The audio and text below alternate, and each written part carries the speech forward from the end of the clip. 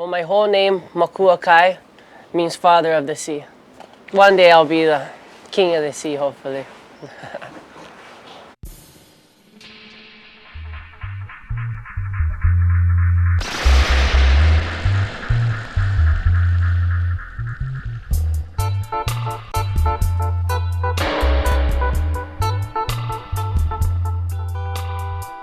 With my father being who he was and doing what he did, I kind of didn't really have the same rules, or it just was different than all the other kids, you know.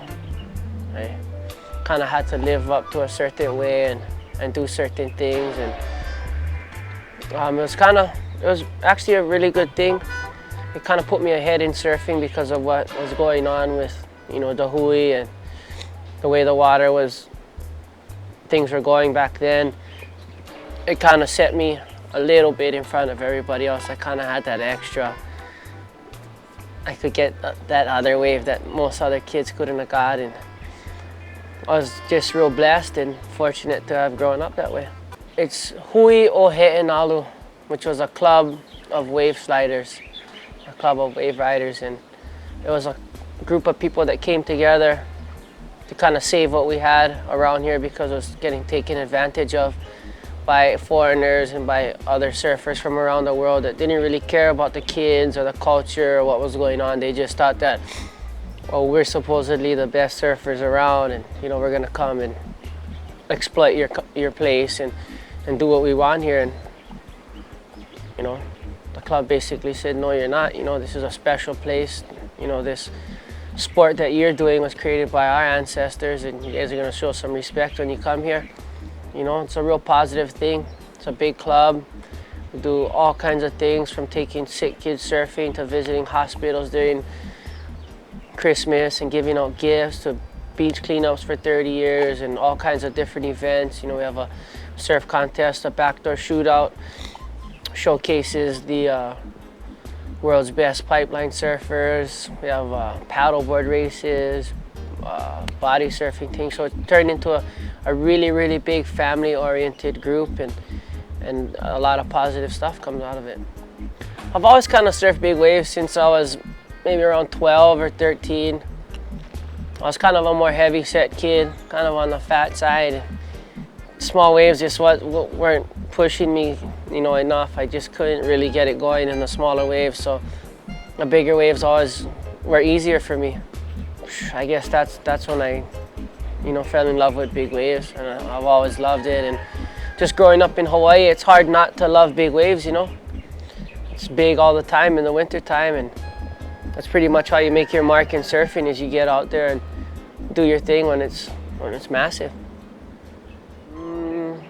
My best wave ever has to be the wave that I caught. That was the biggest wave ever ridden.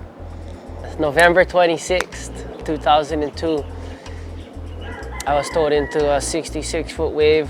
Some people measured it bigger, but I think, you know, the companies wanted to save themselves a few $1,000s and shaved it off a few. And they knew if they really gave the true size of the wave that it probably wasn't ever gonna get beaten, ever. So, you know, I got a 66-foot wave and just put me on the map for surfing. Me and my partner, Ryan Rawson, were probably the first two kids to push the envelope at such a young age. And you know, there's these guys that do this and that now, but you know, when you really come down to it and you look at the facts, this was the guy right here that started the revolution of the young kids going off. Well, I've had a few really bad wipeouts.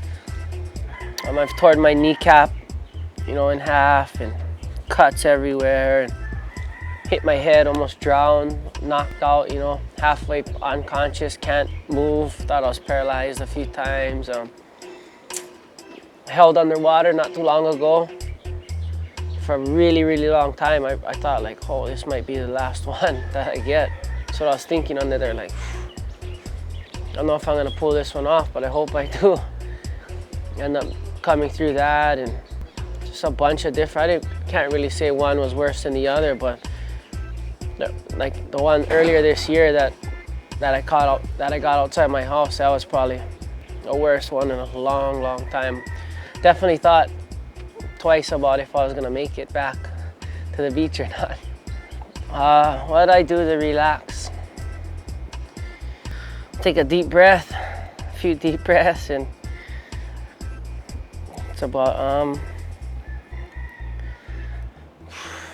try and train to relax, work out, get all the built up energy out of my body, you know. Go for a nice swim in the ocean. No cell phone, no computer, no people telling you anything. Just go swim out for a while and tread some water, go underwater and try and hold my breath. It's peaceful under there. I'm involved in two pretty cool foundations, you know, one called Mauliola. It's a foundation for kids with cystic fibrosis of the lungs. It's a lung disease that scar tissue builds up in kids' lungs. And another one is called Surfers Healing. It deals with kids and autism. Autism's a big thing right now, and so is cystic fibrosis. And you know, it just makes me happy to be able to go and help in any way that I can, whether it's raising money or just taking a CF patient into the water and giving them that natural saline treatment, because I guess the way they treat the cystic fibrosis is through some kind of saline process. I really don't know exactly what it is, but I know that the mist off the waves, when they inhale that, that's like a natural treatment for them. So, you know, we have surf days all around the country. A perfect day? A day that every one of my friends and family were healthy and having a wonderful time with each other. It'd be my perfect day.